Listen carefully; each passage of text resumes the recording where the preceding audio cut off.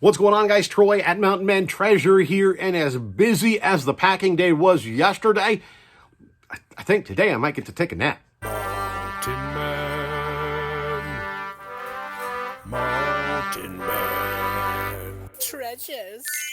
Welcome into the channel, guys. My name is Troy. I'm a reseller in Montana. That means I go to garage sales and estate sales and thrift stores, sometimes Walmart, doesn't matter. I buy things that I think are priced low, and then I sell them online and make a profit. And this weekend, super busy. I shipped out roughly $1,200 worth of merchandise yesterday from weekend sales. Today, that's not going to happen. You know, today it was really slow. I actually, in the last 24 hours, sold 5 things. That's it. We have 5 sales. And actually, through the first about 2/3 of the day yesterday, nothing. And that actually brings up something that I've been thinking about for a while. I think yesterday maybe highlighted it. But let's go ahead first and take a look at the stuff that I sold, and then we'll come back here and we'll talk more. Yeah, just 5, so it's not going to take us very long. Here's an old Tonka trailer, vintage horse trailer, maybe cattle trailer, depending, but of course, you've got the horses there on the sticker. These are really cool, not particularly valuable, many of them, but got them out of my vintage toy haul. I think I'm going to try and get that video put together for you this weekend so you can see some of that. But I thought, you know what, we're going to list it anyway. And it sold $9.98 plus shipping on that one. Then we've got the Sonics hat, Seattle Supersonics. This a fitted hat. I don't tend to buy fitted hats anymore. They're not as popular, and it cuts down on the number of people that can buy the thing because you have to have a certain size head in order to fit inside there. And so I like the adjustable hats, but somebody sent me an offer on this one of $24 free shipping, and I took that. Oh, sorry, Tonka. How about this? It's a Montana Sapphire. There it is right there. This straight out of the ground. I got this from a guy that was a gem and rock guy. He was having a sale. There, you can kind of see it better. He was having a sale, and I thought, you know what? Off of the sapphires, I think I can make some money. And so I bought all of his sapphires, and we've definitely made some money. And so this is 1.255 carats. I bought a little scale to weigh those out. Very cheap. And I've still got some more. This was the last that I had listed. And I've got a handful more that I need to pull out, I suppose, now and list those because they did sell. All of them sold. So this one I had up for about 24, 25 bucks. Somebody sent me an offer of 20 plus shipping. And like I said, when things are slow, take an offer. And it went. So $20 plus shipping on that. That's all profit. Ratchet and Clank. The classic black label for the PlayStation 2. Relatively popular characters. And this one sold for $9.98 plus shipping. And our best sale over here, this is the Lord of the Rings, a fantasy film. This is a puzzle. And they actually, the Lord of the Rings, for those of you that don't know, originally was an animated movie. And so they took, this is actually a poster for the original movie. And they took the poster and turned it into a puzzle. It's a giant puzzle, actually. It's a poster-sized puzzle. And pretty rare. This one, the box is not in great shape. You can, well, I don't know if you can see. Well, there you can see how it's kind of dented in. And this is not new. Somebody at some point put plastic wrap on it, probably to protect it. See, he's got a little spot on his beard there. But this is just a cool display piece. I don't know if they're going to keep it, if they're going to display it. You know, I don't know if they're going to take it out, put it together. I'm not sure. But I picked this up at an antique store, and I paid $20 for it there.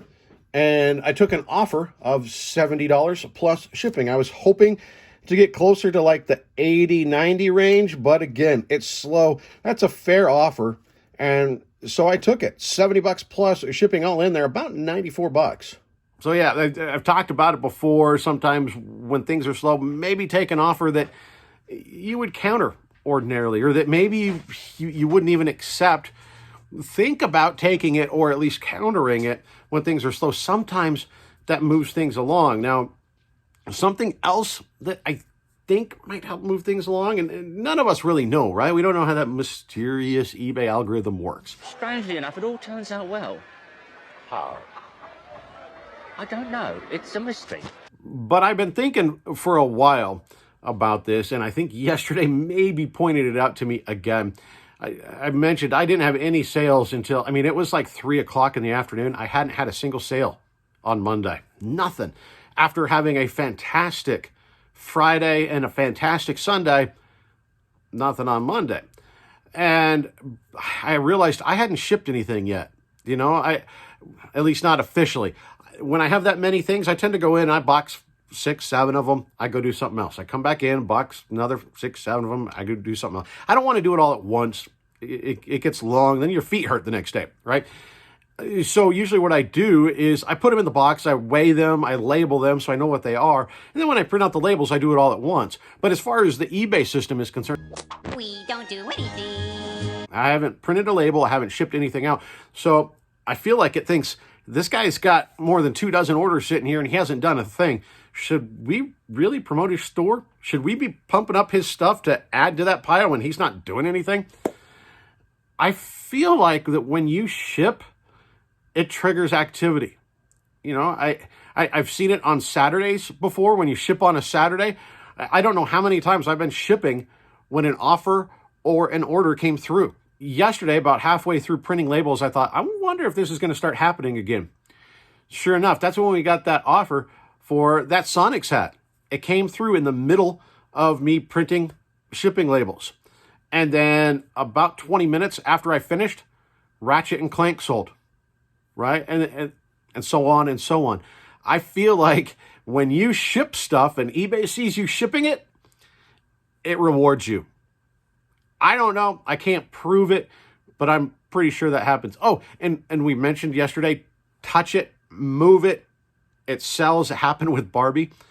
The Lord of the Rings puzzle, I moved that at the same time as I moved Barbie the other day because they're big, bulky items, and I wanted to move them to a spot where they weren't going to get knocked off a shelf or something and get damaged.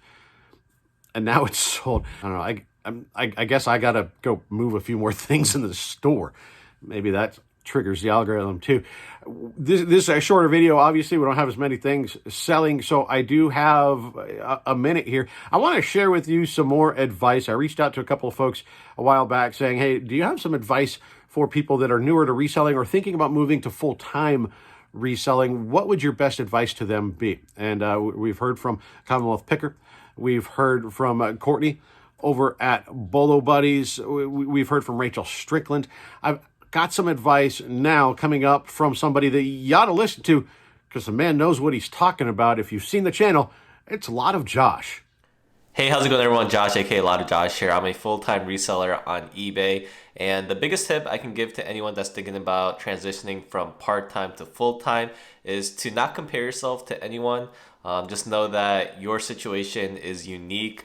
Your financial needs, your mental health needs, your just personal, work-life balance needs. All of that is extremely unique to you.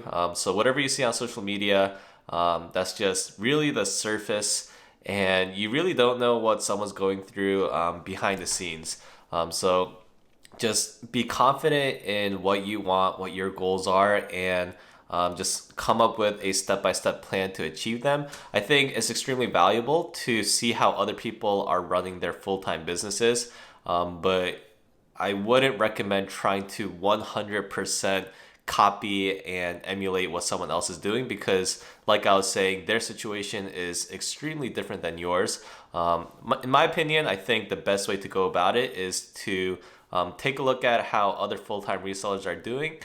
Take like little tidbits of it and mash it all together. See what works for you, see what doesn't work for you, and really come up with something that's unique to you, your goals, your needs, and your situation. Thanks, Josh. The man has been a longtime supporter of the channel and friend of the channel. Actually, back when we hit 1,000 subs, or right before, I guess, I had reached out to him and said, hey, we're about to hit this mark. Could you send me something that we could give away? And he did that. Back when we were a very small channel, he sent us some stuff that we could give away when we hit 1,000. It feels like a very long time ago that happened, but I guess it's really not that long. It's kind of crazy to think about. And we're almost to 12,000, actually. So if you're not one of those nearly 12,000 subscribers, hit that button. Click the mouse or the touchpad, or if you're on a touch screen, just subscribe. It's free. easy to do. Hit the bell. That'll let you know when we put new stuff up. Comment down below. That helps out the channel a ton. It pushes out the channel to more people. It suggests the video to them. And hit the thumb. That helps us as well. It's a short one today, guys, but I got to go move some stuff. We'll see you next time.